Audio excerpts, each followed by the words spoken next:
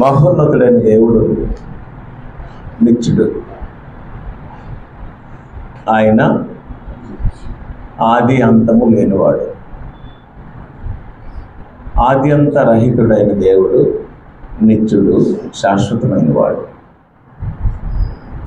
అట్టి మహోన్నతుడు, శాశ్వతుడు, ఆద్యంతరహితుడైన దేవుడు పరలోకమందున్నాడు. దానిని యేసు ప్రభువు భూమి మీదకి వచ్చి నా తండ్రి ఇల్లు అని చెప్పాడు. యోహాను సువార్త 14వ అధ్యాయంలో ప్రభు అయిన క్రీస్తు శరీరధారిగా ఉన్న దినములలో ఎన్నో విషయాలు తెలియజేశాడు. అదేవిధంగా ప్రభువు ఈ లోకాన్ని విడిచి వెళ్ళిపోతున్నప్పుడు అనేకమైన విషయాలు తెలియజేశాడు. ప్రత్యేకించి ఇక్కడ 14వ అధ్యాయంలో మీ హృదయములను కలవరపడనీయకుడి, దేవుని యందు విశ్వాసం ఉంచుచున్నారు, నా యందును విశ్వాసం ఉంచుడి అన్నాడు. ఎవరి యందు విశ్వాసం ఉంచాలి? దేవుని యందు విశ్వాసం ఉంచుతున్నారు, నా యందును విశ్వాసం ఉంచండి. దేవుని యందు ఒకరికి ఉండవలసిన విశ్వాసం ఏంటి అంటే, చాలామందికి ఎలాగ అర్థమైందంటే, దేవుడు గొప్పవాడు, దేవుడు మేలులు చేస్తాడు, దేవుడు కృప చూపిస్తాడు, దేవుడు అవసరాలు తీరుస్తాడు, ఆపదలు తీరుస్తాడు అని అలాగ అర్థమైంది. అది దేవుని యందు ఉంచవలసిన యేసు చెప్పిన విశ్వాసం కాదు. మీరు దేవుడిని నమ్మినా నమ్మకపోయినా, బాప్తిస్మం తీసుకున్నా తీసుకోకపోయినా, ఈ భౌతికమైనవన్నీ దేవుడు ఆల్రెడీ ఇచ్చేసే ఉన్నాడు. వాటి కోసం ఎవరూ దేవుడిని నమ్మవలసిన అవసరము లేదు. బయట ఉన్న వాళ్ళు మనకంటే క్షేమంగా, ఆనందంగా, ఆస్తులతో స్వతంత్రంగా బ్రతుకుతున్నారు. వాళ్ళేమి దేవుడిని నమ్మి బాప్తిసాలు తీసుకునేవారు కారు. సంతోషకరమైన జీవితాన్ని జీవిస్తున్నారు బయట ఉన్నారు. భౌతికంగా మన మీద వాళ్ళే మంచి సుఖము, సంతోషము, భోగం అనుభవిస్తున్నారు. దేవుడిని నమ్మితే ఇవి వస్తాయి అని ఎవడని చెప్తే వాడు అబద్ధ బాధపడదు. నేనేం చెప్తున్నానంటే, వాటి కోసం అయితే భౌతికంగా ఈ భూమి మీద కాలం వెళ్ళపుచ్చుకోవడానికి అయితే మనం ఎవరమో దేవుడిని నమ్మవలసిన అవసరమో లేదు. నాస్తికులు చూడండి. నాస్తికులు అంటే ఎవరు? దేవుడు లేడనేవారు, నమ్మనివారు కాదు. ఆ కంప్లీట్గా ఎవరు లేరనేస్తారు. ఆస్తికులు అంటే దేవుడు నమ్మనివారు, అన్యులు అంటాం మనం. నాస్తికులు అంటే వాళ్ళకి నమ్మడం కాదు, అసలు దేవుడే లేడనేస్తాడు. మంచి గవర్నమెంట్ ఉద్యోగం చేస్తాడు, మంచి సైంటిస్ట్ అవుతాడు, మంచి డాక్టర్ అవుతాడు, మంచి యాక్టర్ అవుతాడు. కానీ ఎవరు లేరు అని అంటాడు. లక్కినే నాగేశ్వరరావు గురించి మీకు తెలుసా? ఎన్ని సంవత్సరాలు బతికాడు తెలుసా? 94 సంవత్సరాలు బతికాడు. 94, 96 సంవత్సరాలు బతికారు ఆయన. దేవుడు నమ్మడు, నాస్తికుడు.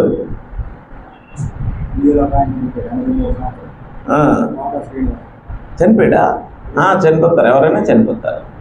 అయితే విషయం ఏంటంటే, 94, 96 సంవత్సరాలు, 80 సంవత్సరాలు, 85 సంవత్సరాలు బ్రతికిన వాళ్ళు వీరెవరు? బాప్తిసాలు పొందిన వాళ్ళు. మరి అంత ఆయుష్ ఇచ్చాడా ఇవ్వలేదా దేవుడు? ఆస్తులు ఇవ్వలేదా? అంతస్తులు ఇవ్వలేదా? భార్య బిడ్డలు ఇవ్వలేదా? వాళ్ళకి ఏమైనా కొద్దు ఉందా? అన్నీ ఉన్నాయి, అన్నీ ఉన్నాయి. కాబట్టి అన్నిటి కోసం దేవుడిని నమ్మడం కాదు, అన్నిటి కోసం దేవుడిని బ్రతిమాలడం కాదు, ప్రార్థన చేయడం కాదు, అవివేకం అది. వీటి వల్లే, ఈ ప్రార్థన వల్లే, దేవుడిని నమ్మడం వల్లే మాకు ఇవన్నీ వచ్చాయని ఎవరైనా అనుకుంటే అది అజ్ఞానం, అది తెలివి తక్కువతనం. ఎక్కడ యేసుప్రభు నీకేం చెప్పాడో గుర్తుంచుకో. ఏంటి అంటే, మీ హృదయములను కలవరపడనీయకండి. హృదయం ఏం చేయకూడదు? హృదయంలో అస్సలు ఏమాత్రము అపనమ్మకం రాకూడదు. ఏ విషయంలోనంటే దేవుని యందు ఉంచే విశ్వాసంలో. అని చెప్పాడు, దేవుని యందు విశ్వాసం ఉంచుతున్నారు, నా యందును విశ్వాసం ఉంచండి అన్నాడు. ఇప్పుడు దేవుని యందు విశ్వాసం ఉంచడం అంటే ఏంటి? ఇక్కడ చెప్పిన మాటకు అర్థం ఏంటి అంటే,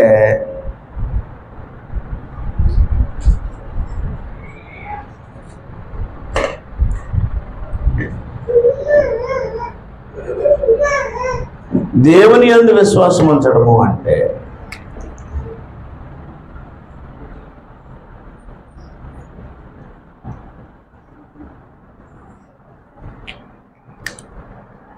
మన పాఠము దేవాలయం. ఉపోద్ఘాతంలో యోహాను సువార్త 14వ అధ్యాయము 1, 2 లేదా 1, 3 వచనాల్లో ఇలా రాసి ఉంది. 1, దేవుని యందు ఏమంచాలట? విశ్వాసం ఉంచు. యేసుప్రభు ఏం చెప్పాడు? క్రీస్తునందు విశ్వాసం ఉంచు. దేవుని యందు విశ్వాసం ఉంచాలి, క్రీస్తునందు విశ్వాసం ఉంచాలి. ఇవి ఏవో దొరుకుతాయని ఉంచే విశ్వాసము కాదు. ఏవో ఇస్తాడో ఏదో కోరుకునేవి చేస్తాడో అనే విశ్వాసము కాదు. నువ్వు విశ్వాసం ఉంచినా ఉంచకపోయినా, నమ్మినా నమ్మకపోయినా, మన తిండికి బట్టకి ఆరోగ్యానికి ఆయుష్కి దేవుడు ఏ లోటు చేయడు. అలా చేసేవాడైతే ఇంతకాలం భూమి మీద మనల్ని ఉంచడం. ఇక్కడ విషయం ఏమిటి అంటే, దేవుని యందు విశ్వాసం ఉంచడము అంటే అర్థం ఏంటంటే, ఒక్కడే దేవుడు. ఇది విశ్వాసం. అది విశ్వాసం. ఒక్కడే దేవుడు. మరొక మాటలో అద్వితీయుడు. దేవుడు ఎవరు? ద్వితీయము లేని అద్వితీయుడు. అది విశ్వాసం అంటే. ఒక్కడే దేవుడు, ఒక్కడే దేవుడు. అది విశ్వాసం. యేసు ప్రభు చెప్పే విశ్వాసం ఏంటంటే, ఒక్కడే దేవుడు అని నమ్ము. మళ్ళీ ఇంకో మాట, ఇలా నమ్మితే నీకు భౌతికమైన వస్తాయని యేసు ప్రభు ఎక్కడా చెప్పలేదు.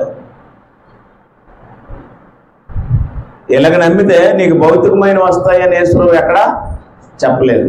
ఇలా నమ్మినా భౌతికమైన వస్తాయి. సమస్య వచ్చింది, నాకే జ్వరం వచ్చింది, లేదా నా బిడ్డకి జ్వరం వచ్చింది. సమస్యను ఎవరి దగ్గర పెడతాం? మీ చిత్తమైతే ఈ బిడ్డను బాగు చేయండి అన్నం పాపమేమి కాదు. కానీ దాన్ని బాగు చేయడానికి ఆయన దేవుడు కాడు. ఒకవేళ ఆయనకి ఇష్టం ఉంటే బాగు చేయొచ్చు, ఇష్టం లేకపోతే చేయకపోవచ్చు. దావీదు తన బిడ్డకి బాగులేదు, ఏం చేశాడు? ప్రార్థన చేశాడు. బిడ్డ చనిపోయింది. ఏమనుకున్నాడు? ఈ బిడ్డ బ్రతకడం దేవునికి ఇష్టం లేదు, అందుకే తీసుకెళ్ళిపోయాడు. వచ్చి స్నానం చేసుకుని భోజనం చేశాడు. దేవుడు నీ ఆపదలకి, నీ రోగాలకే దేవుడు అనుకుంటే అక్కడతో ఆయనకి మనకుండే బంధం ఏమైపోద్ది? తెగిపోద్ది. అందువల్ల చాలా మంది ఏం చేశారంటే, ఆ విశ్వాసంతో వచ్చి అనుకుని నువ్వు జరగలేదని మళ్ళీ ఏం చేశారు? వెనక్కి వెళ్ళిపోతారనమాట.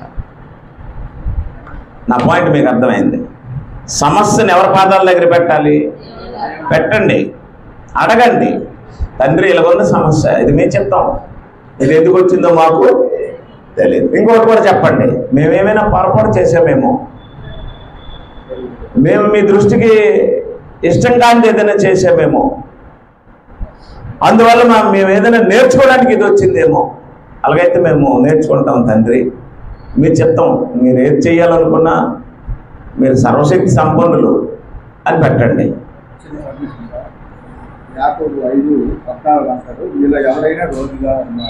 మీలో ఎవరైనా రోగిగా ఉంటే అతడు సంఘపు పెద్దలను పిలిపింపవలను, వారు వచ్చి నూనె రాచి అతని కొరకు ఏం చేయాలి? ప్రార్థన చేయాలి. అతడు విశ్వాసం గలవాడైతే ఏం చేస్తాడు?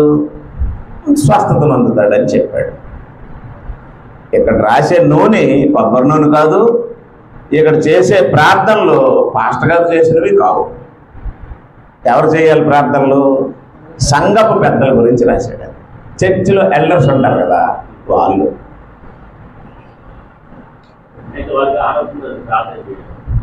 ప్రార్థన ఎవరైనా చేయొచ్చండి. ఉంది కదా, సంఘపు పెద్దలు వెళ్ళి, పెద్దలంటే మళ్ళీ ఆషామాషి పెద్దలు కాదు, పెద్దలంటే క్వాలిఫైడ్ ఎల్డర్స్ ఉండాలి. క్వాలిఫైడ్ ఎల్డర్స్ ఉండి నూనె రాయడం అంటే ఇక్కడ మళ్ళీ ఔషధం. అది నూనె అంటే ఔషధం, మందది. పౌలు శేలని కొట్టి చెరసాల్లో వేశారు కదా, చెరసాల్లో వేసినప్పుడు దేహం అంతా గాయాలు అయిపోతే జైలు అధికారి ఏం చేశాడు, వాళ్ళకి గాయాలు కడిగి నూనె రాశాడు. అది ఔషధం. అది వీళ్ళకి తెలియక పై పైన ఏ నూనె రాస్తున్నారు, కొబ్బరి నూనె రాస్తున్నారు. ఔషధం, ఔషధం. అంటే ఇప్పుడు నేను పడిపోయాను, దెబ్బలు తగిలాయి, గాయాలు అయిపోయాయి. ఇప్పుడు డాక్టర్లు, మందులు, ఆపరేషన్లు, కుట్లేయడం అన్నీ ఉన్నాయి. ఆ రోజుల్లో ఏమీ లేవు. మరి ఏమి రాసేవారు, ఏ ఆకుపసరో లేకపోతే మెడికేటెడ్ ఆయిల్ రాసేవారు. అది ఎల్డర్స్ వెళ్ళి ఆయనకి సేవ చేసి ప్రార్థన చేయాలని చెప్పాడు. అయితే ఆ ప్రార్థన చేయించుకున్న వాడికి కూడా ఏముండాలట, విశ్వాసం ఉండాలి. యేసు చెప్పాడు, నీ విశ్వాసమే నిన్ను. మళ్ళీ వెంటనే అదేమి మెరికల్ కాదు, అలాగా ఆ స్పాట్లోనే మారిపోదు. ఇప్పుడు సోదరులకి హార్ట్ ఆపరేషన్ అయింది, మన సంఘంలోనే మంచి పెద్దలు ఉన్నారు, విశ్వాసం గల క్వాలిఫైడ్ పెద్దలు ఉన్నారు. ఆయన దగ్గరికి వెళ్ళి ప్రార్థన చేశారు, వెంటనే కుట్లు కలిసిపోతాయా? చెప్పట్లేదు, వెంటనే కలవు, కొంత టైం పడుతుంది ఆరోగ్యం రావడానికి. అయితే ఇప్పుడు మాయగారు చేస్తున్న పని ఏంటంటే వెంటనే తక్షణమే అంటున్నారు. తక్షణమే జరిగే పనులు ఆగిపోయాయి. స్వస్థత వస్తుంది, గ్రాడ్యువల్గా వస్తుంది, నెమ్మదిగా వస్తుంది. దానికి మన డాక్టర్లు చెప్పేది ఏంటంటే రెస్ట్ అవసరమా అని చెప్పారు. బెడ్ రెస్ట్ తీసుకోవాలి, రెస్ట్. కాబట్టి ఒకటి మీరు గుర్తుంచుకోండి, దేవుడు శరీర రోగాలకి మాత్రమే దేవుడు. అయితే ప్రతి విషయము ఆయన ముందు పెట్టాలి. మనం ఆయన ముందు పెట్టి దానికి ఆ సంఘటనకి దేవుడిని పరిమితి చేయకూడదు. అంటే నువ్వు దీనికే దేవుడివి, ఇది బాగు చేస్తే దేవుడివి, లేకపోతే దేవుడివి కావు అన్నట్టు ఉండకూడదు. ఇది మానితే నీ దగ్గరికి వస్తాం, లేకపోతే నీ దగ్గరికి రామన్నట్టు ఉండకూడదు. అవునా? యోబు 10 మంది పిల్లలు చనిపోయారు. నా పిల్లలు చంపేశావు కాబట్టి నువ్వేం దేవుడు అన్నాడా? యెహోవా ఇచ్చెను అంతే. నువ్వెప్పుడు దేవుడివే. మేము ఉండొచ్చు, ఉండకపోవచ్చు, మేము బ్రతకొచ్చు, చనిపోవచ్చు, కానీ నువ్వు దేవుడివే. నువ్వు ఎలాంటి దేవుడు అంటే నువ్వు సర్వశక్తి సంపన్నుడివి, సర్వదేహాల మీద నీకు అధికారం ఉంది అన్నట్టు నమ్మాడు యోబు. అంటే మనము ఏ రోగాన్ని బట్టి కానీ, ఏ జబ్బును బట్టి కానీ, ఏ దెబ్బను బట్టి కానీ దేవుడి మీద అలక్కకూడదు. మేము ఎంత భక్తిగా ఉన్నాం, ఎంత విశ్వాసంగా ఉన్నాం, ఎంత కానుకేస్తున్నాం, ఎంత సేవ చేస్తున్నాం, మాకే ఎందుకు ఇలాగొచ్చింది, ఏం దేవుడు అన్నట్టు మనం కానీ విశ్వాస విషయం ఎక్కడైనా చిన్న నీరసం కనపరిస్తే మనకు దేవుడు అర్థం అవ్వలేదన్నమాట. పాయింట్ అర్థమైందండి? సమస్త దేహాత్మలకు దేవుడు. దేహం మీద ఆయనకి అధికారం ఉంటుంది, ఆత్మ మీద అధికారం ఉంటుంది. ఆత్మను తీసుకెళ్ళి నరకంలో పడేయగలడు, దేహాన్ని, కుళ్ళిపోయిన దేహాన్ని, పురుగు పట్టిన దేహాన్ని తిరిగి లేపేయగలడు. దేవునికి అసాధ్యమైనది. అంటే దేవుణ్ణి ఒక సిచ్యువేషన్కి పరిమితి చేయకండి. దేవుడు దీనికే దేవుడు అని అనకండి. ఓకేనా? రైట్. యేసుప్రభువు వారు దేవుని యందు విశ్వాసం ఉంచండి అని అంటే అర్థం ఏంటి? ఏమని విశ్వాసం ఉంచాలి? ఒక్కడే దేవుడు, అది విశ్వాసం. ఆ విశ్వాసమే చెల్లుతుంది అంతే తప్ప మిగతా విశ్వాసాలు ఏవి చాలవు. రెండో విషయం ఏమిటి అంటే యేసుప్రభువు నా యందు విశ్వాసం ఉంచండి అన్నాడు కదా. ఏమని విశ్వాసం ఉంచాలి? నా యందు విశ్వాసం ఉంచండి అన్నాడు కదా. ఏమని విశ్వాసం ఉంచాలి ఆయన యందు? క్రీస్తు ప్రభు ఒక్కడే.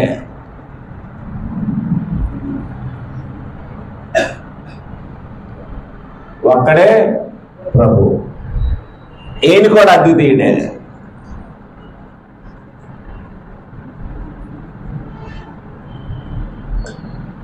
ఆయన అద్వితీయ దేవుడు, ఈయన అద్వితీయ కుమారుడు. అంటే అలాంటి దేవుడు లేడు, ఇలాంటి కుమారుడు లేడు. అది విశ్వాసం. పాయింట్ అర్థం లేదా?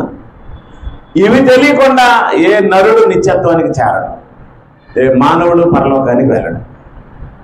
ఒక్కడే దేవుడు, ఒక్కడే ప్రభు. ఇవి ఎఫెసీయులకు రాసిన పత్రిక 4వ అధ్యాయము 4 నుండి 6 వచనాల్లో ఉన్నాయి. శరీరం ఒక్కటే,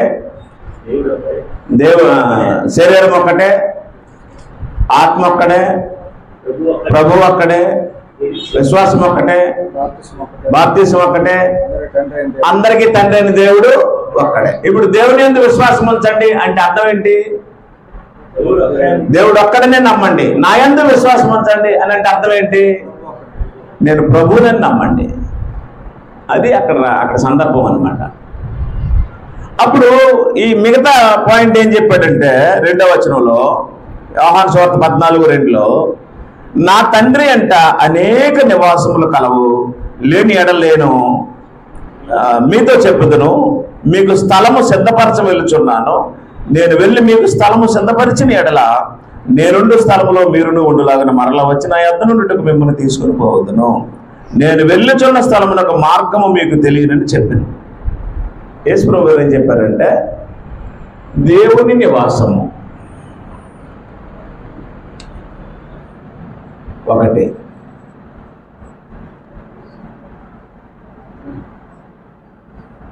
దేవుని నివాసం ఎక్కడ ఉంటుంది? పరలోకం. యోహాను సువార్త దీన్ని ఏమని రాశారంటే దేవుని ఇల్లు. ఎవరి ఇల్లు ఇది? దేవుని ఇల్లు. హెబ్రీయులకు రాసిన పత్రిక 3వ అధ్యాయము 1 నుండి 3 వచనాల్లో ఇలా రాసి ఉంది. హెబ్రీయులకు రాసిన పత్రిక 3వ అధ్యాయము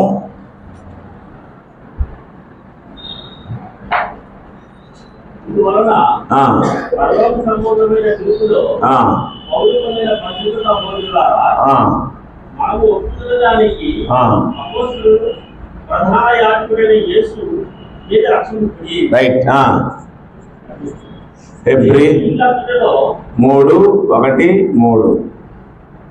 దేవుని ఇల్లంతలో మోషే నమ్మకంగా ఉండేటట్లు ఈయన కూడా నియమించిన వారికి నమ్మకంగా ఉండేది. రైట్. పరలోకం ఎవరి ఇల్లు? దేవుని ఇల్లు.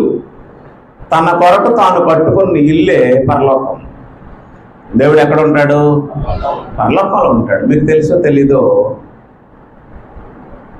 మనిషి ఎంత విలువైనటువంటి లోహాలతో, వెండితో, బంగారంతో కట్టినా దేవుడు వాటిలో నివసించేవాడు. హస్తకృతములైన ఆలయాల్లో నివసించడం. అపోస్తలుల కార్యములు 17వ అధ్యాయం. దేవుని ఇల్లు ఒక దగ్గర ఉంటుండగా ఇంకొక ఇల్లు కట్టి నువ్వు ఎక్కడ ఉండంటే ఆయన ఎలా ఉంటాడో? ఉంటాడా?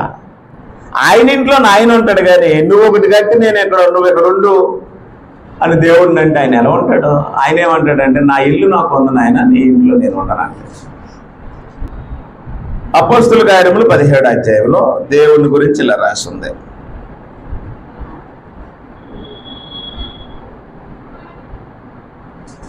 24వ వచనం, జగత్తును అందరి సమస్తమును నిర్మించిన దేవుడు తానే ఆకాశమునకును భూమికిని ప్రభు ఉన్నందున హస్తకృతములైన ఆలయములలో నివసింపడు. దేవుడు ఎక్కడ ఉన్నాడు? అస్సలు ఏ గుడిలో కానీ, ఏ గుండములో కానీ, ఏ ఆలయములో కానీ ఉండడం. చిన్న మాట అడుగుతానమ్మా, నా వైపు చూడండి. ఏ గుడి ముందు నుంచైనా మీరు వెళ్ళినప్పుడు తలుపులు తీసుకుందనుకోండి, అక్కడ ఒక విగ్రహము, అటు ఇటు దీపాలు, అన్ని రకాలు ఉన్నప్పుడు ఇలా ఇలా తావంటి వెళ్ళిపోయినప్పుడు ఇలా చూసి అమ్మో ఇక్కడేదో దేవుడు ఉన్నట్టు అనిపిస్తుందా? భయములాగా ఉంటుందా? చిన్న భయములాగా ఉంటుందా? ఉంటుందా? అక్కడ ఎవరుండరు? అదనమాట. మరి ఎవరున్నారు? ఏమీ చెయ్యలేని మానవులు పెట్టిన బొమ్మలు ఉంటాయి. ఏమీ చేయలేవు అవి. వాటికి నోరుండి పలకవు, కన్నులుండి చూడవు. ఒకవేళ వాటికి ప్రాణం ఉంటే అవి మనకు భయపడాలి. ఎలాగంటే తస్సది ఇప్పటి వరకు ఎక్కడ ఉంచాడు, మళ్ళీ ఎక్కడ తీసుకెళ్తాడో నన్ను అని. రోడ్డు వెడల్పు చేస్తున్నారు అనుకోండి, రోడ్డు వెడల్పు చేస్తే వీళ్ళు ఏంటి మాటకు ఒక దగ్గర పెడుతున్నారు, నన్ను ఒక దగ్గర ఉంచట్లేదు అని. ఒక ఇళ్ళకి సరమైనటువంటి ఇల్లు లేకుండా ఆ యజమాని నెలకు ఒక ఇల్లు మార్చాడు అనుకోండి, ఆవిడకి ఎలాగుంటుంది? మాకు పర్వాలేదు, మీరు ఇంట్లో పరిపాలన చేసేవారు కాబట్టి ఒక ఇంట్లో స్థిరంగా ఉంచడం, ఎక్కడ పడితే అక్కడికి అక్కడ కొన్నాళ్ళు, ఇక్కడ కొన్నాళ్ళు, అక్కడ కొన్నాళ్ళు అని బాధపడతారు కదా. విగ్రహాలకే మనసు ఉంటే మాటలు వస్తే ఎంత బాధపడినో వీళ్ళు చేసే పనులకి. మీరు అర్థం చేసుకోండి. దేవుడు విగ్రహం కాదు, ఆయనకు ఒక ఇల్లు ఉంది, ఆ ఇంట్లోనే ఆయన ఉంటాడు, అది ఆయన ఇల్లు. ఆ ఇంట్లోనే ప్రవక్తలు పనిచేశారు, ఆ ఇంటి కోసమే మోషే పనిచేశాడు. అవునా? అది ఆయన శాశ్వతమైన ఇల్లు. ఆయన చేతులతో కట్టే ఇల్లులో ఉండేవాడు కాదు. ఏ గుడి, మానవుడు కట్టిన ఏ గుడి దేవుని నివాసం కాదు. అది ఎంత గొప్పదైనా సరే, ఎంత గొప్పదైనా సరే, ఎంత ఎత్తైనదైనా సరే, ఎంత లోతైనదైనా సరే, మనుషులు కట్టే కట్టడాల్లో దేవుడు నివసించాడు. అపోస్తుల కార్యములు చెప్పాను కదా మీకు, 17:24. హస్తకృతాలు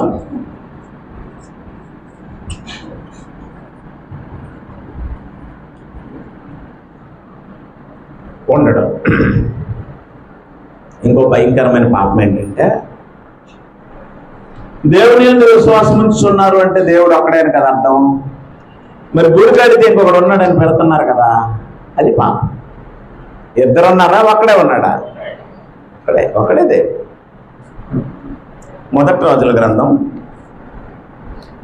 రాజులు మొదటి గ్రంథం 8వ అధ్యాయం.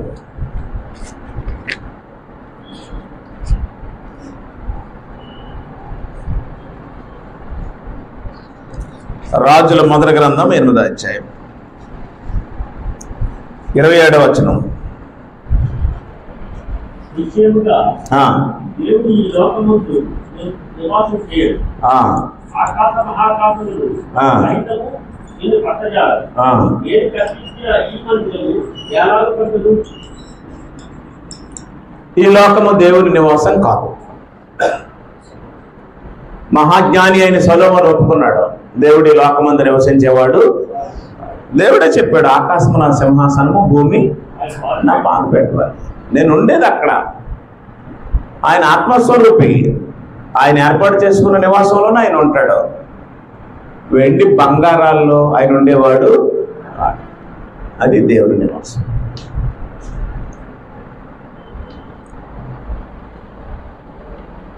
అప్పుడు మహోన్నతులైన దేవునికి ఒక కోరిక కలిగింది.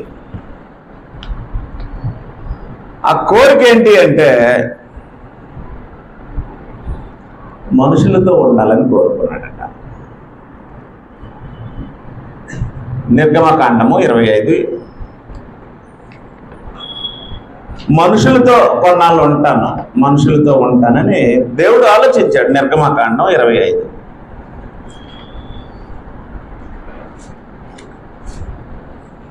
ఎనిమిదవ వచనం.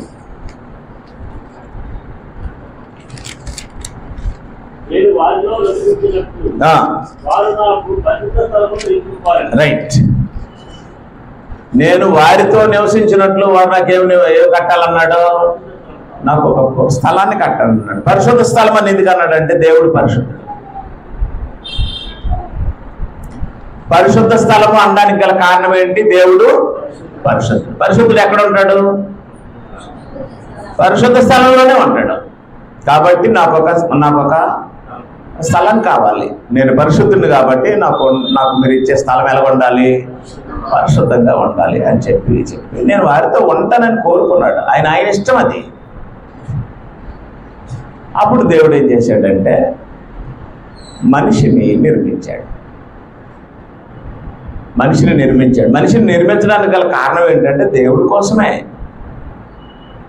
దేవుని కోసమే మనిషిని నిర్మించాడు. ఆయన ఇష్టాన్ని నెరవేర్చుకోవడానికి ఈ దేహాన్ని ఇచ్చాడు, శరీరాన్ని ఇచ్చాడు. అప్పుడు వాళ్ళు ఏం చేశారు అంటే ప్రత్యక్ష గుడారాన్ని కట్టారు. తర్వాత సొలొమోను సమయం వచ్చినప్పుడు దేవాలయం కట్టారు. మొదటి రాజుల గ్రంథము 6వ అధ్యాయము 37, 38 వచనాలు. మొదటి రాజుల గ్రంథము 6వ అధ్యాయం.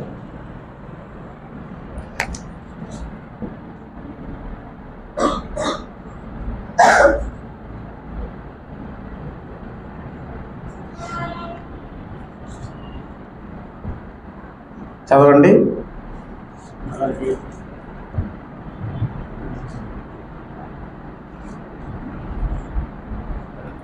ముప్పై 38. 4వ సంవత్సరము జీపర్ మాసమున రైట్ యెహోవా మందిరపు పునాది వేయబడింది. దాని ఏర్పాటు చొప్పున దాని ఉపభాగములన్నిటితోనూ మందిరము పునాది వేసిన తర్వాత పని పూర్తి అయిపోయింది, కంప్లీట్ అయిపోయింది. సొలొమోను కట్టించాడు మందిరం.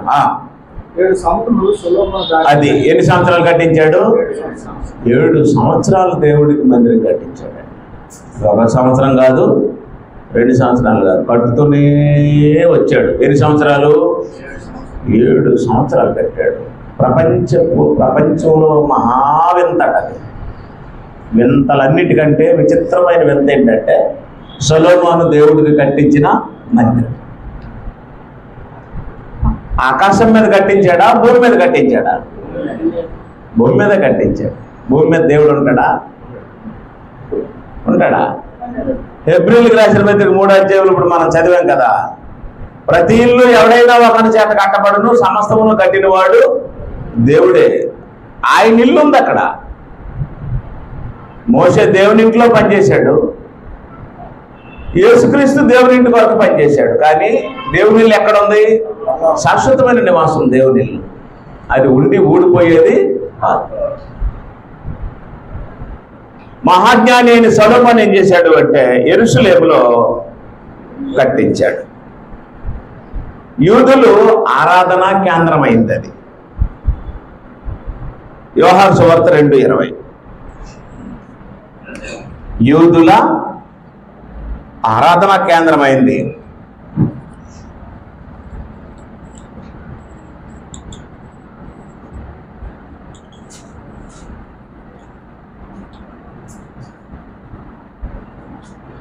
చదవండి.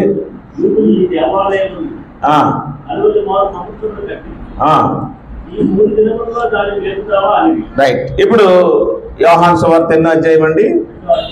2:20లో యూదుల ఆరాధన కేంద్రం.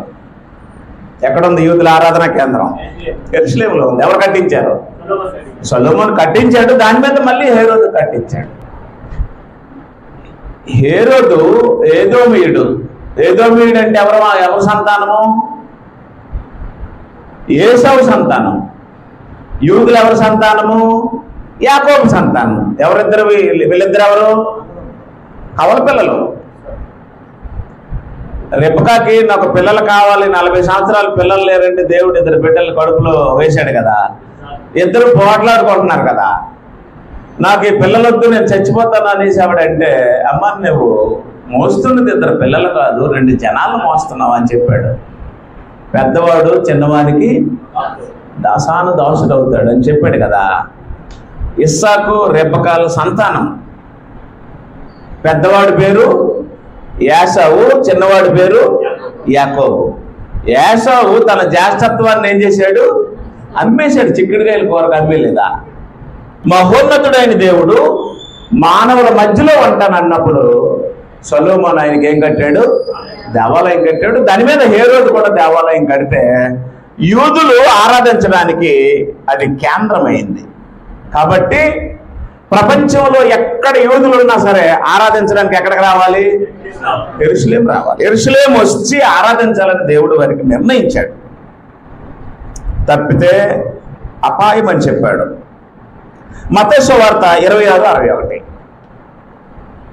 మత్తయి సువార్త 26:61 ఇలా రాసి ఉంది.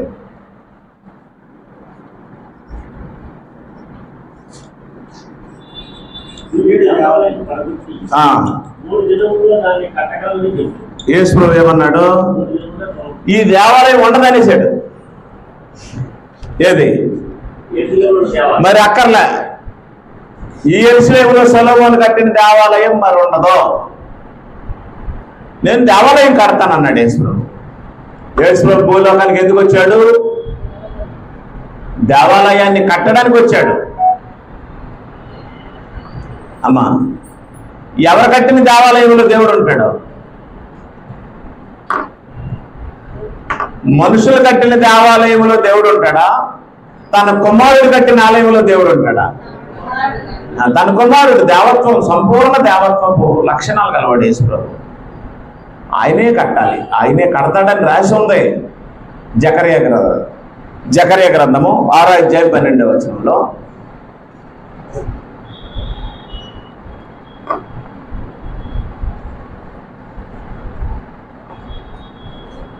జకర్యా గ్రంథము 6:12 తీయలేదా? ఇట్లనము సైన్యములకు అధిపతి యెహోవా సెలవిచ్చినదేమనగా, ఒకడు చిగురు పెడతాడు, అతడు తన స్థలములలో నుండి చిగుర్చును. అది సంగతి. అసలు కట్టేవాడు ఎవరు? యేసు ప్రభు కడతాడు. యేసు ప్రభు కట్టే ఆలయంలో దేవుడు ఉంటాడు. సొలొమోను కట్టే ఆలయంలో దేవుడు ఉండడం, హేరోదు కట్టే ఆలయంలో దేవుడు ఉండడం, ఏ నరుడు కట్టే ఆలయాల్లోనూ దేవుడు ఉండడం. ఆలయం కట్టాలి అంటే ఎవరు కట్టాలట? ఆయన కుమారుడే కట్టాలి. ఈ భూమి మీద ఆలయాలు కట్టేవారు ఎవరు? దేవుడి దగ్గర నుంచి వచ్చిన వాళ్ళు కారు. యేసు ప్రభు ఎవరి దగ్గర నుంచి వచ్చాడు? తండ్రి దగ్గర నుంచి వచ్చాడు. తండ్రి ఎలాంటి ఆయనకి తెలుసు, మానవులకు ఎవరికి తెలుసు. అయితే యేసుక్రీస్తు కూడా దేవాలయం ఎక్కడ కడతాడు? యెరూషలేములోనే. క్రీస్తు కూడా దేవునికి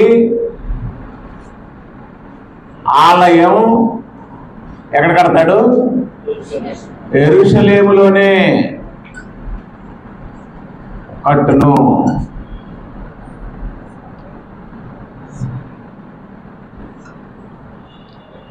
ఎక్కడ పెడితే అక్కడ కట్టకూడదు, యెరూషలేములోనే కట్టాలి. యేసు ప్రభు చెప్పాడు, నేను దేవాలయం కట్టడానికి వచ్చాను. దేవుడు చెప్పాడు, నాకు దేవాలయం కట్టేవాడు నా కుమారుడే కడతాడు.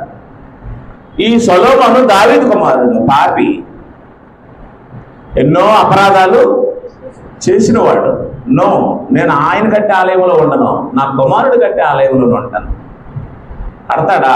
కడతాడు. ఆయన ఎక్కడ కడతాడు? ఆయన యెరూషలేములోనే కడతాడు. అపోస్తలుల కార్యములు 1:8-2:5.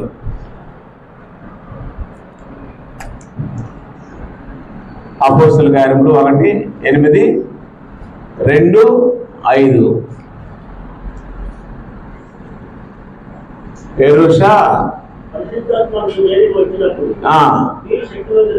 యెరూషలేములోనే. అది కాబట్టి మీరు ఎక్కడ ఉండాలి? 12 మంది శిష్యులకి చెప్తున్నాడు, పరిశుద్ధాత్మ వస్తాడు, మీరు శక్తిని పొందుతారు, కాబట్టి మీరు యెరూషలేములో ఉండండి, యెరూషలేములో కనిపెట్టండి అని చెప్పాడు. దేవాలయానికి పునాది ఎక్కడ వేయాలి? యెరూషలేములో వేయాలి. యెరూషలేము దేవుడికి ఇష్టమైన చోటు, దేవుడు కోరుకునే ప్రదేశం అది. అందువల్ల సొలొమోను దేవాలయం ఎక్కడ కట్టాడు? యెరూషలేములోనే కట్టాడు. కానీ దేవుడికి ఆ దేవాలయము ఇష్టం లేదు. అప్పుడు దేవుడు మళ్ళీ యెరూషలేములోనే దేవాలయం కట్టేస్తున్నాడు. ఎవరితో కట్టేస్తున్నాడు?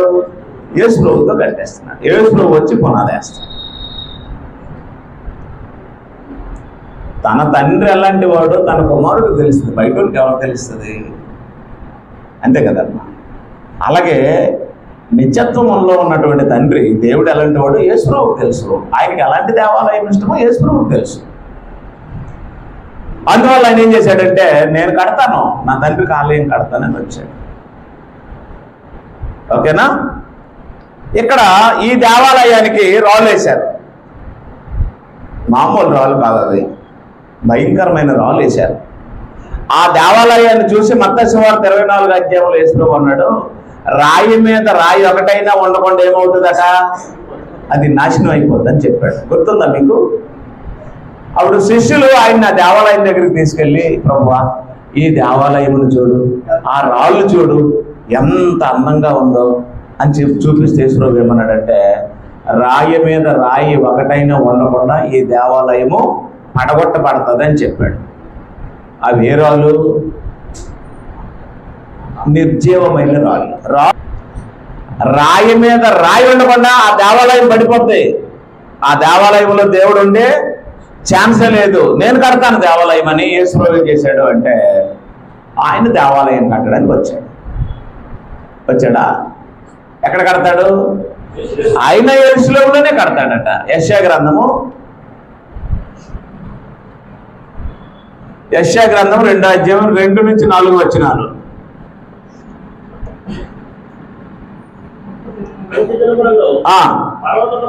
అంచె దినములలో పర్వతముల పైన యెహోవా మందిర పర్వత శిఖరమున స్థిరపరచబడి కొండల కంటే ఎత్తుగా ఎత్తబడును.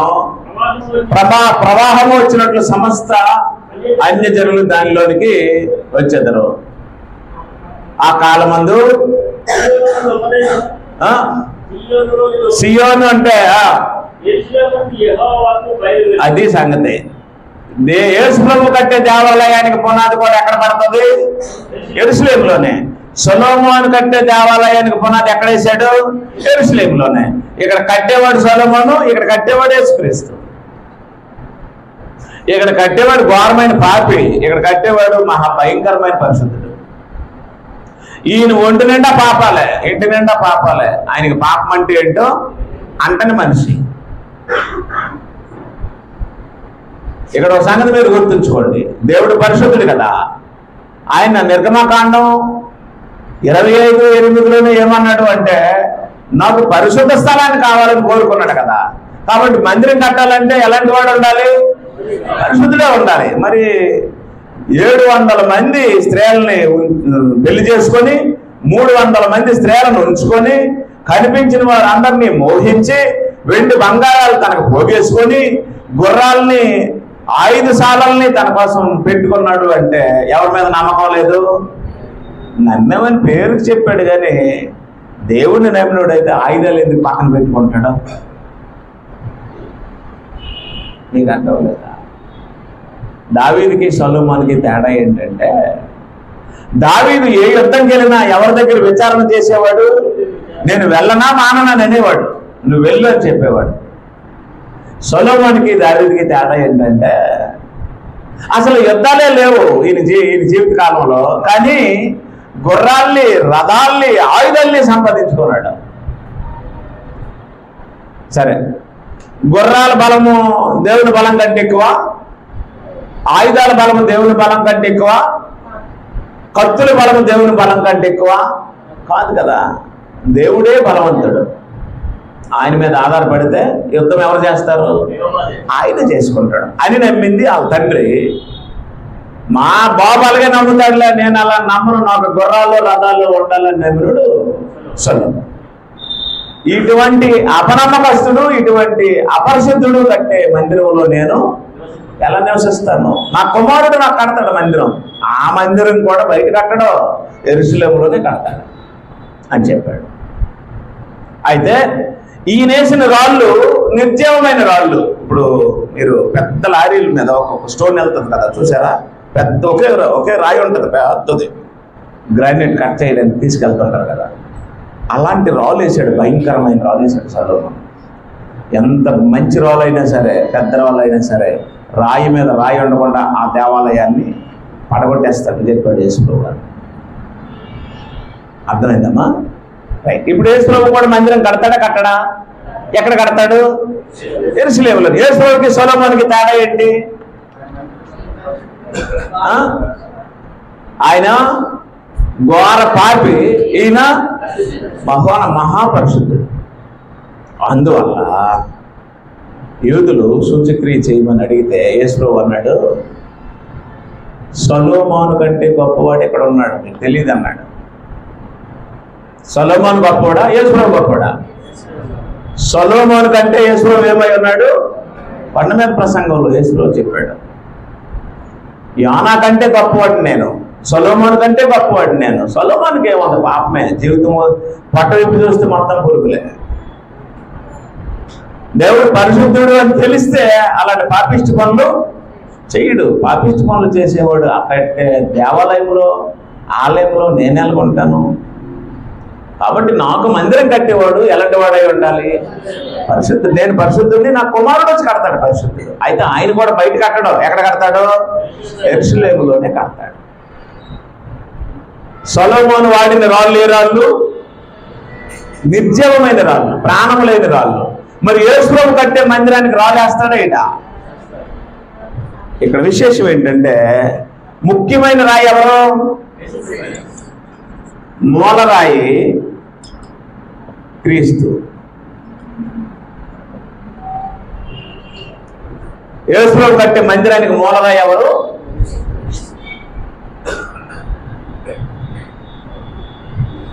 ఈ మూలరాయి అంటే ఇప్పుడు అమ్మనండి, ఈ మూలరాయి సజీవుడా నిర్జీవుడా? క్రీస్తు సజీవుడు. ఈ మూలరాతి మీద కట్టే వేసే రాళ్ళు ఆత్మ సంబంధమైన రాళ్ళు, సజీవమైన రాళ్ళు. పేతురు రాసిన మొదటి పత్రిక 2వ అధ్యాయం 5వ వచనంలో యేసుక్రీస్తు ద్వారా దేవునికి అనుకూలమగు ఆత్మ సంబంధమైన బలులు అర్పించుటకు పరిశుద్ధ యాజకులుగా ఉండినట్లు మీరును ఏరాళ్ళట సజీవమైన క్రీస్తు రాయి కదా, మండ కదా. అప్పుడు సజీవమైన రాళ్ళు ఎవరు? సజీవమైన రాళ్ళు ఎవరంటే మనుషులు. మనుష్య కుమారుడు మనుషులు కలిస్తే ఏమవుతుంది? మనుష్య కుమారుడు మనుషులు కలిస్తే ఏమవుతుంది? క్రీస్తు సంఘం అవుతుంది. క్రీస్తు సంఘమే దేవుని ఆలయం, దేవుని మందిరం. ఆయన సజీవుడే, మనము సజీవులమే. సొలొమోను వేసిన రాళ్ళు సజీవమైన రాళ్ళు కాదు. పాయింట్ అర్థమైందా? క్రీస్తు సజీవుడే, మనము సజీవులమే. ఇప్పుడు ఈ స్థానిక సంఘానికి మూలరాయి ఎవరు? నేనని కట్టి పంపదీసి అంటే వాక్యం చెప్తున్నాను, నా పేరు కట్టి చెప్తున్నాను, టౌన్ ఎగిరిపోగలను. ఆయనకి రావాల్సిన మహిమ ఆకాశతో ఇక్కడ అమ్మ మీ పుణ్యం ఉంటుంది. కాకపోతే ఒక ముందు ఎక్స్ట్రా తింటాను మీ ఇంటికి వచ్చి, కానీ నా మీద గౌరవం ఉంటే అన్నం పెట్టండి. కానీ ఈ సంఘానికి మూలరాయి ఎవరు? క్రీస్తే. మరి సజీవమైన రాళ్ళు ఎవరు? మనం. నేను ఒక రాయి, ఆయన ఒక రాయి, ఆయన ఒక రాయి, ఆయన ఒక రాయి, ఆయన ఒక రాయి. అవునా? మొట్టమొదటి స్టార్ట్ చేసినప్పుడు ఒక 2 రాళ్ళు ఉండి ఇప్పుడు ఏమయ్యాయి? ఆ రాళ్ళు అలా పెరుగుతుంటే మందిరం ఏమవుతుంది? ఆలయం కట్టబడుతుంది. ఇంకెంతమంది వస్తారో తెలియదు భవిష్యత్తులో. యేసు ప్రభు సంఘాన్ని ఎక్కడ కట్టాడు? సొలొమోను సంఘాన్ని ఎక్కడ కట్టాడు? సొలొమోను ఏ రాళ్ళతో కట్టాడు? యేసు ఏ రాళ్ళతో కట్టాడు? సజీవమైన రాళ్ళతో కట్టాడు. అయితే నిర్జీవమైన రాళ్ళతో కట్టినా సజీవమైన రాళ్ళతో కట్టినా ఆరాధించుకోవడానికి మనకు ఒక స్థలం ఉండాలి కదా, ఉండాలక్కర్లేదా? ఒక ఇల్లు ఉండాలి కదా, దేవుడికి ఒక ఇల్లు అక్కర్లేదా? ఉండాలి కదా. క్రీస్తు సంఘము భౌతికమైనదా ఆత్మ సంబంధమైనదా? దేవుడు భౌతికమైన వాడా ఆత్మ సంబంధ? భౌతికమైనడైతే ఎవరు కట్టిన గుడిలో ఉన్ను? సొలొమోను కట్టిన గుడిలోనే ఉన్నావు. కానీ ఆయన భౌతికమైన వాడు, దేవుడు ఆత్మ కాబట్టి ఇప్పుడు ఎంతలో ఉంటాడు? క్రీస్తు సంఘంలో ఉంటాడు. అయితే క్రీస్తు సంఘం ఎలా ఉండాలి? పరిశుద్ధంగా ఉండాలి. క్రీస్తు సంఘం ఎలా ఉండాలి? పరిశుద్ధంగా ఉండాలి. క్రీస్తు సంఘం ఎలా ఉండాలంటే ఎవరి కోసమో చెప్తాడు అనుకోకండి, వ్యక్తిగతంగా ప్రతి మనిషి కోసమో చెప్తున్నాను. మీరు లేవికాండం ఎప్పుడైనా చదివారా? ఇవాళ చెప్పింది రేపే చదవరు అనుకోండి, మామూలుగా అడుగుతున్నాను నేను. లేవికాండం ఎప్పుడైనా చదివారా? లేవికాండంలో ఎలా ఉంటుందంటే,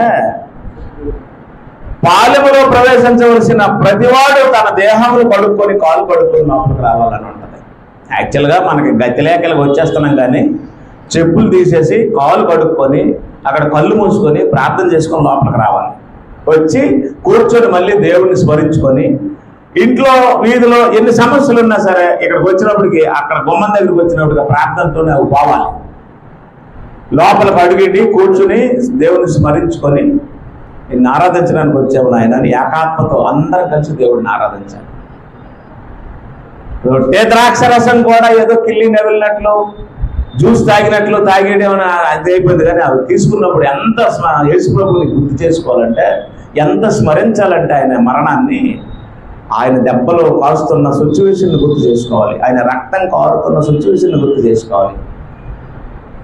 ఒక సూదితో ఇలా శరీరాన్ని టచ్ చేస్తే రక్తం కారినప్పుడు వచ్చే బాధను గుర్తు చేసుకోవాలి. అంత పవిత్రమైంది క్రీస్తు.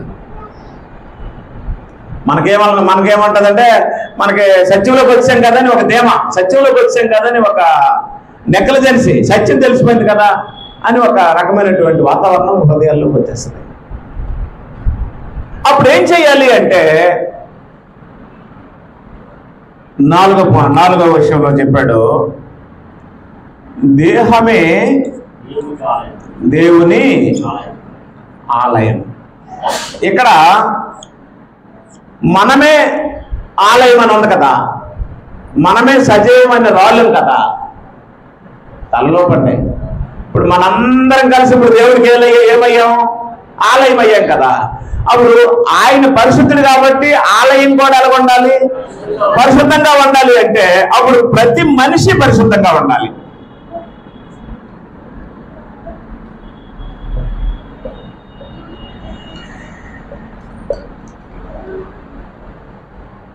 పేతురు రాసిన మొదటి పత్రిక 14వ వచనంలో, నేను పరిశుద్ధుడునై ఉన్నాను కనుక మీరును పరిశుద్ధులుగా ఉండాలని రాసింది. ప్రతి మనిషి ఇండివిజువల్గా ఎలా ఉండాలి? ప్రతి మనిషి పరిశుద్ధంగా ఉండాలి. సైజులు ఏవైనా సరే, వెయిట్ ఏదైనా సరే, సైజ్ అంటే నువ్వు పొడుగ్గా ఉండొచ్చు లేదా పొట్టుగా ఉండొచ్చు, వెయిట్ అంటే నువ్వు లావుగా ఉండొచ్చు సన్నంగా ఉండొచ్చు. ఇక్కడ చెప్పింది భౌతికమైన రూపానికి సంబంధించింది కాదు, ఆత్మ సంబంధంగా మనం ఎలా ఉండాలి? పరిశుద్ధంగా. దేవుడు చెప్పాడు, నేను పరిశుద్ధుడు కాబట్టి మీరు కూడా ఎలా ఉండాలి? పరిశుద్ధంగా ఉండడానికి దేవుడు ఒక ఏర్పాటు చేశాడు. పరిశుద్ధంగా ఉండడానికి దేవుడు ఒక ఏర్పాటు చేశాడు. ఏంటంటే పరిశుద్ధాత్మను పంపించాడు. బాప్తిస్మం పొందమన్నాడు. బాప్తిస్మం పొందేది నువ్వు, నీలోకి వచ్చేవాడు పరిశుద్ధాత్మ. అలా పరిశుద్ధాత్మ నీలోకి వస్తే నీ దేహం ఏమవుతుంది? దేవునికి ఆలయం. ఇలాంటి మనుషులు కలిస్తేనే సంఘం. అంటే వ్యక్తిగతంగా మీరు పరిశుద్ధంగా ఉండాలి, మీరు పరిశుద్ధంగా ఉండాలి, మీరు పరిశుద్ధంగా ఉండాలి, మీరు పరిశుద్ధంగా ఉండాలి. ఇలాంటి వాళ్ళు కావాలి దేవుడికి. వ్యక్తిగతంగా నేను పరిశుద్ధంగా ఉండాలి, ఈయన పరిశుద్ధంగా ఉండాలి, ఆయన పరిశుద్ధంగా ఉండాలి, ఆయన పరిశుద్ధంగా ఉండాలి. ఇలాంటి వాళ్ళు కావాలి దేవునికి. ఇవి సజీవమైన రాళ్ళు, ఆత్మ సంబంధమైన రాళ్ళు. అలాంటి మందిరం క్రీస్తు కడుతున్నాడు, ఆయన రక్తం ఇచ్చి. అది క్రీస్తు. అయితే చాలా మందిలో దేవుని ఆలయం అంటే ఈ బిల్డింగ్ గల అనుకుంటున్నారు. చర్చ్ అంటే ఏదో అనుకుంటున్నారు, మా చర్చికి రా ఒకసారి అంటున్నారు. అంటే వీళ్ళు ఒక దగ్గర ఉంటారు, వీళ్ళ చర్చ్ ఒక దగ్గర ఉంటుంది అని అర్థం అనమాట. ఆ చర్చ్ ఎక్కడ ఉంది? వీధిలోనే ఉంది. వాళ్ళు ఎక్కడ ఉన్నారు? ఇంట్లోనే ఉన్నారు. వాళ్ళు పక్కింటి వాళ్ళకి ఏం చెప్తారంటే మా చర్చికి రండి ఒకసారి అంటారు. అంటే వీళ్ళు చర్చి కాదని వాళ్ళు చెప్తున్నారు అనమాట. మా ఆలయంకి ఒకసారి చూడండి ఎంత బాగుంటుందో. ఈ మధ్యకాలంలో మా మందిరానికి ఫ్యాన్లు వేశారు. మందిరం అంటే ఎవరు? మనుషులా గోడల? వాళ్ళ దృష్టిలో గోడలు. మందిరం అంటే ఎవరు? మనుషులే, సజీవమైన రాళ్ళు కదా. వాళ్ళు ఏమంటారంటే మా మందిరం గురించి చూడండి ఒకసారి అని అంటారు కదా. మా మందిరికి మొన్న కొత్త ఫ్యాన్లు వేశారు అంటే ఎవరికి వేశారని అర్థము? మనమేమో మందిరం కంటే మనుషులుగా వేశారు అంటున్నాం. మందిరం కంటే వాళ్ళ దృష్టిలో గోడలట, సీలింగ్ అట. అర్థమైందమ్మా? మహోన్నతులైన దేవుడు ఎక్కడ నివసిస్తాడు? పరలోకంలో నివసిస్తాడు. అట్టి పరలోకంలో నివసించే దేవుడు ఇదిగో యెరూషలేములో నివసించాలని ఇష్టపడ్డాడు. కానీ మనుషుల పద్ధతులు బాగలేవు, వీరి జీవన విధానం బాగలేదు, వీరిలో పరిశుద్ధతను దేవుడు చూడలేదు. అందువల్ల దేవుడు ఏం చేశాడంటే నాకు అక్కర్లేదు, ఈ సొలొమోను అక్కర్లేదు, ఈ దేవాలయం అక్కర్లేదు అని కొట్టేసి అప్పుడు ఎవరితో దేవాలయం కట్టించుకున్నాడు? ఇదే యెరూషలేములో ఆయన కుమారుడైన క్రీస్తుతో కట్టించుకున్నాడు. అదే క్రీస్తు. క్రీస్తు సంఘానికి రెండు విషయాలు తెలియాలి. ఒకటి, మేము దేవుని ఆలయమని. రెండు, మేము పరిశుద్ధంగా ఉండాలని. క్రీస్తు సంఘానికి రెండు విషయాలు తెలియాలి. మేము దేవుని ఆలయము, మేము ఎలా ఉండాలి? పరిశుద్ధంగా ఉండాలని. ఎవరైనా స్నానం చేయకుండా ఆరాధనకు వచ్చారనుకోండి, తప్ప కదా? నాకు ఆజ్ఞ లేదు ఎక్కడ స్నానం చేయకుండా ఎవడైనా వస్తే ఆడికి రొట్టె ద్రాక్షరసం ఒక లోపలికి రానివ్వ. కానీ ఇప్పుడు సడన్గా బస్సు దిగాడు. ఇప్పుడు ఇంటికి వెళ్ళి స్నానం చేసి బట్టలు మార్చుకొని పౌడర్ రాసుకొని సెంట్ రాసుకొని రావడానికి వచ్చేసరికి మనందరము తిరిగి వెళ్ళిపోతాం. అవును, వాడు వెంటనే బస్సు దిగాడు. బస్సు దిగిన వెంటనే ఇప్పుడు ఎక్కడికి ఆరాధనకు వచ్చాడు. ఎవరా నువ్వు? మొహం కాడకం పాచి మొహం మీద నువ్వు ఇక్కడికి వచ్చి పరిశుద్ధంతో కలిసిపోతావు అనేది అన్నానికి మనకి ఎక్కడైనా రూల్ ఉందా? లేదు. పాత నిబంధన ప్రకారము అట్టివాడు దేహాన్ని కడుక్కోవాలి.